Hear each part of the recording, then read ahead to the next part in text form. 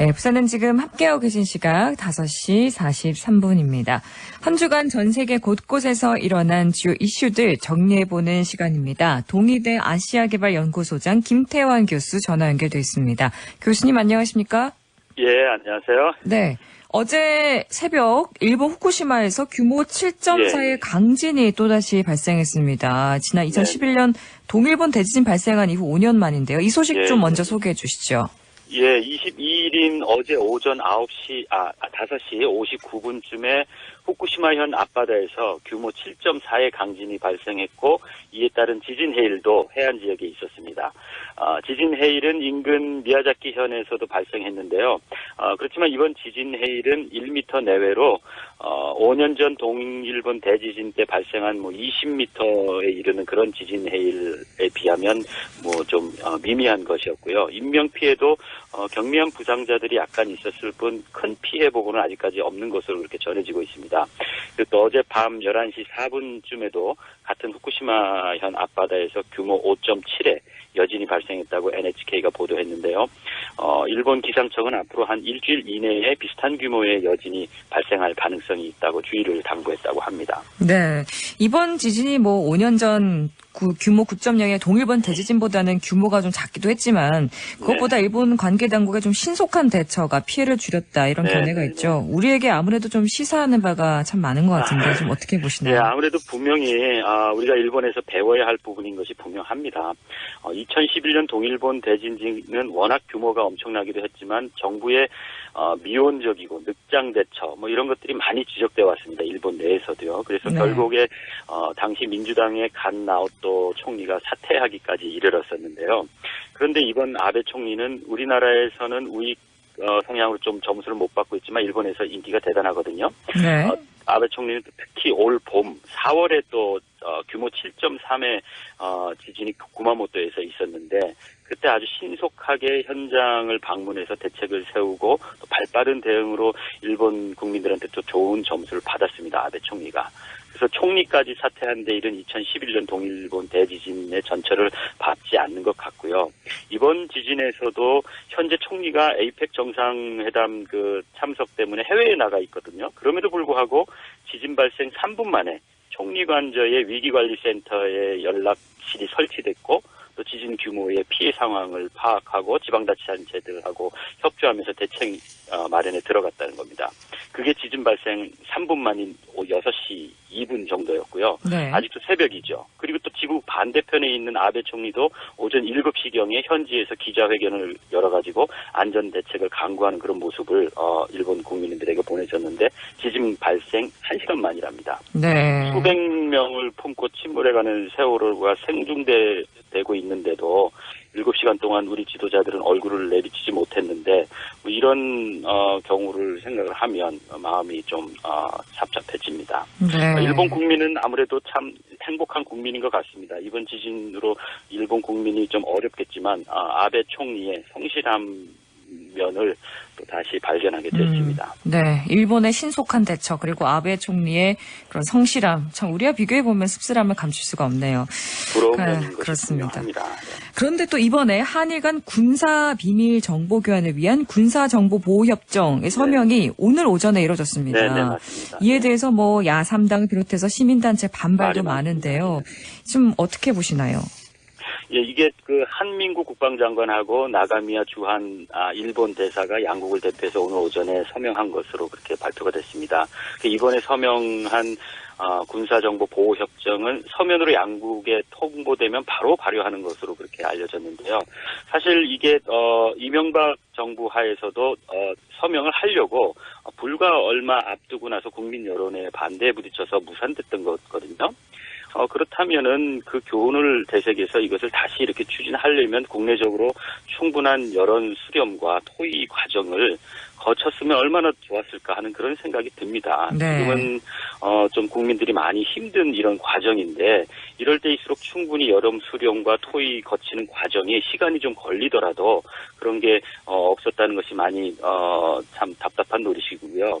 그리고 또 이렇게 전격적으로 추진되면 국민도 그렇지만 국제사회도 이런 협정을 상당히 정치적으로 보거든요. 네. 그래서 미국은 정책 결정의 절차를 매우 중요시하는 민주주의가 어떤 체득화된 국가입니다. 일본도 마찬가지고요. 그래서 결과 여부를 떠나서 어떤 정책이 자기들하고 협정을 맺을 때도 충분한 시간을 두고 민주적으로 의견이 수렴되고 토의하는 그런 절차를 생략하는 그런 국가를 동등한 민주주의의 어떤 파트너로 인식하는데 좀 저는 회의적이거든요. 그래서 네. 우리가 국제사회에서 국격을 높이고 또 강대국들과 어깨를 나란히 하려면 이런 정책 하나하나를 추진하고 협정을 맺는 데 있어서도 국내적인 어떤 절차들 여러 수렴하는 것, 충분한 토의 이런 것이 상당히 중요한 외교적인 어떤 근거가 될 수 있거든요. 그런 네. 면에서 많이 좀 아쉽습니다. 네. 참, 이거, 국민적인 좀 공감대를 이루지 못한 상황에서 이렇게 좀 갑작스럽게 언론에 오늘 공개도 하지 않고 밀실 서명을 했다는 점에서 또 반발이 많더라고요. 정말 좀. 그렇기 때문에 이명박 정부 때 네. 이게 무산된 건데 네. 똑같이 또 이렇게 한다는 것은 참 답답한 노릇이죠. 답답한 심정입니다. 네, 그런 가운데 지난주 19일과 20일에 페루의 수도 리마에서 에이펙 네. 정상회의가 있었잖아요. 우리는 이제 네네. 박근혜 대통령 대신 황교안 총리가 참석을 했는데요. 네네. 이 소식도 또 전해주시죠. 예, 저는 최근 상황을 볼 때 박근혜 대통령이 이렇게 당차게 국정을 다시 챙길 요량이었으면 에이펙 회담에 참석했었으면 더 나았지 않았을까 그런 생각을 개인적으로 해봅니다. 왜냐하면 21개국 아시아 정상들이 모두 모이는 국제회의거든요. 더욱이 북핵 문제는 물론이고 한반도 문제에 깊이 관련이 있는 미국, 일본, 중국, 러시아 정상이 다 모입니다. 네. 5차 핵실험 이후에 벌써 2달 반이 넘도록 유엔에서는 아직 대책 마련이 내놓지 못하고 있거든요. 이런 현실에서 4강대국들이 다 모이는데 우리가 참석해서 한 번이라도 더 만나서 우리 입장을 설명하고 또 정권이 바뀌는 것과 상관없이 미국과도 또 만나서 차기 정권에 대한 우리의 기대라든가 이런 것들이 서로 의사소통이 그런 것들이 외교거든요. 근데 우리는 총리가 참석하니까 격이 안 맞아서 주요 정상들하고 양자 정상회담이 원천적으로 가질 수가 없는 겁니다. 네. 그야말로 우리는 회의 참가하는 데 의의를 둘 수밖에 없는 그런 건데요. 이에 비하면 아베 총리는 벌써 일부러 맨하탄까지 날아가서 네. 이 에이펙 정상회담 오기 전에 맨하탄까지 날아가서 트럼프 당선자와 회담을 가졌습니다. 네네. 지난주에도 말씀드린 것 같은데 그래서 트럼프 당선자가 지금까지 만난 유일한 외국 정상이랍니다. 네. 그렇다면 트럼프 입장에서는 얼마나 일본이라는 나라가 인상적이겠습니까? 일부러 자기를 만나려고 찾아왔는데요. 그렇죠. 이게 외교죠.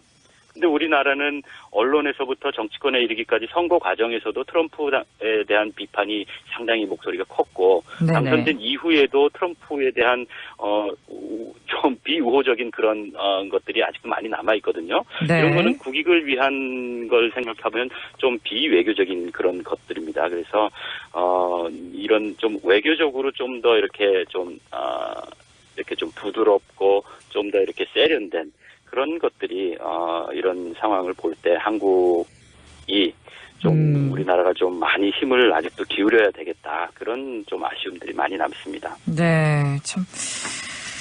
이번 그러면 리마 에이펙 정상회의에서 좀 구체적으로 어떤 논의들이 있었는지 그 부분도 좀 정리해 주시죠. 네네. 아무래도 주요 21개국 아시아 정상들이 모였기 때문에 지금 세계 정세가 경제 상황이 안 좋기 때문에 장기간 동안 미국뿐만이 아니라 중국 또 영국도 마찬가지고요. 그랬기 때문에 브렉시트를 찬성한 거고요. 영국 국민들이요. 다 네. 보호무역주의적인 어떤 그런 성향들이 내부 국민들로부터 그런 여론들이 많거든요. 그래서 강대국들이 보호무역으로 이렇게 유혹을 많이 받는 거고 트럼프도 그런 것을 대놓고 이렇게 공약함으로써 또 당선됐다고 볼 수 있고요. 네. 그렇지만 보호무역을 하게 되면 단기적으로는 어떨지 모르지만 장기적으로 보면 모두가 국제사회 전체가 손해보는 일이거든요. 그래서 이런 국제회의에서는 당연히 지난번에 항주에 있었던 G20 정상회담에서도 비슷한 결의가 있었는데요. 이번에도 역시 모든 형태의 보호무역주의를 배격하고 자유무역주의를 지키자 그렇게 하겠다는 그런 공동 선언문이 채택됐고요. 네. 그리고 또 사실상 트럼프 미국 대통령 당사자가 보호무역을 이렇게 천명해서 대통령이 됐는데 국제사회에서 이런 결의를 하니까 어떻게 보면 트럼프 정권에 대한 어떤 압력이 돼버린 셈이고요. 네. 오바마 대통령이 참가하긴 했지만 좀 겸연쩍지 않았을까 그렇게 생각을 하고 네. 그리고 트럼프가 취임하면 먼저 선포했다시피 TPP를 폐기하겠다고 했는데 이번에 리마에 모인 에이펙 정상들은 중국이 추진하고 있는 아태 자유무역지대 구축에 대한 어떤 공동 연구와 요약 보고서를 승인했거든요. 그래서 네. 가시적으로 보이는 것만 가지고는 아시아 태평양 지역에서 자유무역 증진이 미국이 아니라 중국의 주도로 구축되는 양상을 보이는 것 같아서 좀 격세지감을 느낍니다. 네. 그리고 많은 또 국가 간의 외교가 있었는데요. 시진핑 주석이 두테르테 필리핀 대통령하고 만나서 필리핀이 지금 점유하고 있다가 지난 2012년에 중국이 무력으로 점유한 남중국해의 스카보로 암초라는 지역이 있습니다. 네. 지금 그거를 굳히고 있는 중인데 거기에서 필리핀 어민들이 조업해도 괜찮아 하는 그런 약속을 했답니다.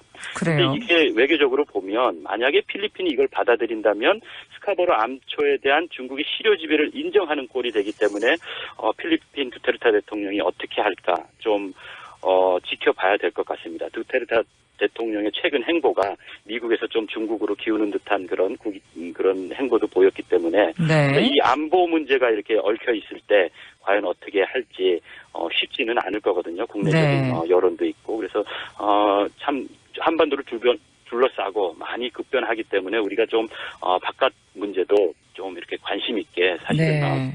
이렇게 관심을 가져야 됩니다. 맞습니다. 요새. 바깥 문제 좀 관심을 가지고 열심히 외교를 해야 되는 그럼요. 상황에서 지금 국내 정세가 어지러우니 정말 답답할 노릇입니다. 네. 오늘 말씀 여기까지 듣겠습니다. 감사합니다. 예, 감사합니다. 네, 지금까지 동의대 아시아개발연구소장 김태환 교수와 함께 한 주간 전 세계 곳곳에서 일어난 주요 이슈들 정리해봤습니다.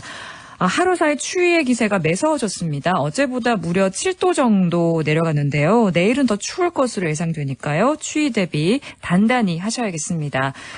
부산은 지금 내일도 오후 5시 10분에 다시 찾아뵙겠습니다. 지금까지 아나운서 이지연이었습니다. 감사합니다.